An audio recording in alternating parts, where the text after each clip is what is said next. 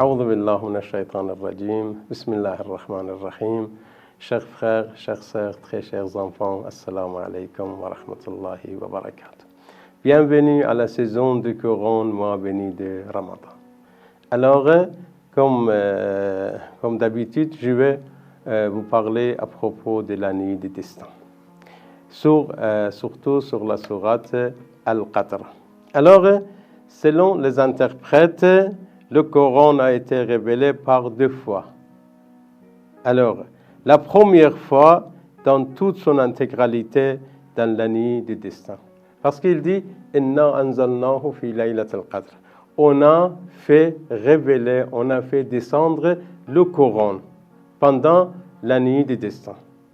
Alors, nous savons bien que le Saint-Coran a été révélé pendant 23 ans, en fait, au Saint-Prophète, paix sur lui et sur sa famille. Mais comment ça se fait? Comment on peut, en fait, comment on peut expliquer ça?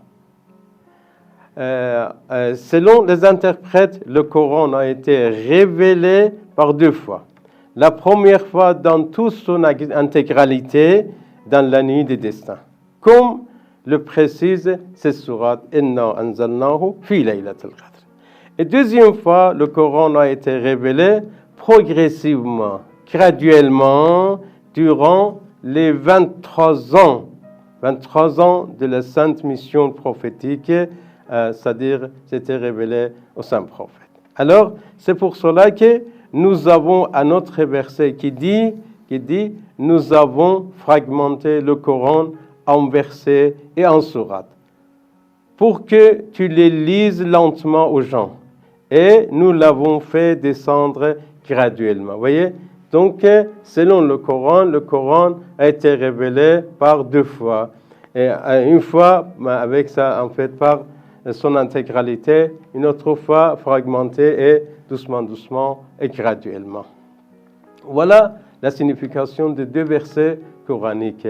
Donc, si quelqu'un vous demande pourquoi on dit le Coran a été révélé pendant la nuit de Qadr, après, on sait bien que le Saint-Prophète a reçu le Coran pendant 23 ans. C'est ça l'explication. Il a reçu la totalité, l'intégralité du Coran pendant la nuit de Qadr, mais puis il a reçu doucement et selon le besoin et graduellement le Saint-Coran pendant sa vie en fait prophétique.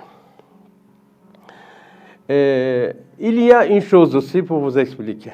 Nous avons 2 versets. Un verset qui dit on a fait descendre le Coran pendant la nuit du destin. Et deuxième verset qui dit